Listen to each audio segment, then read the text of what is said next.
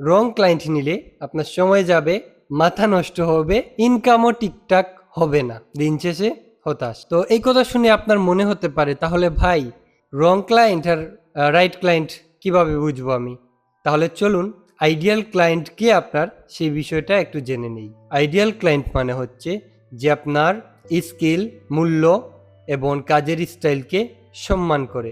তাহলে চিনবেন কিভাবে যে আপনার সার্ভিস নিতে আগ্রহী এবং সিরিয়াস, এবং আপনি যেই সমস্যার সমাধান দিচ্ছেন সেই সমস্যাটা সেই কাস্টমারের আছে, সে আপনার সার্ভিস নেওয়ার জন্য প্রয়োজনীয় সকল প্রশ্ন করবে, এবং সবচেয়ে ইম্পর্টেন্ট পয়েন্ট হচ্ছে আপনি যেই সমস্যার সমাধান দিচ্ছেন সেই কাস্টমারের সেই সমস্যাটা রয়েছে।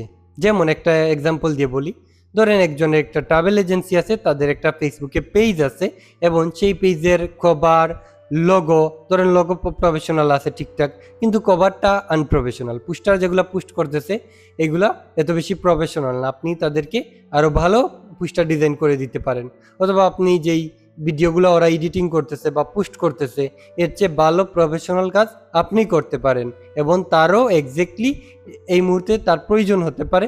আপনি তার সব কিছু দেখে আপনি আপনার কমন সেন্স দিয়ে আইডিয়া করতে পারতেছেন যে এই কাস্টমারের আমাকে প্রয়োজন। তো সেটা হচ্ছে আপনার আইডিয়াল ক্লায়েন্ট। সেটার জন্য আপনার সৃজনশীলতা লাগবে, আপনার প্রবলেম সলভিং এবিলিটি লাগবে।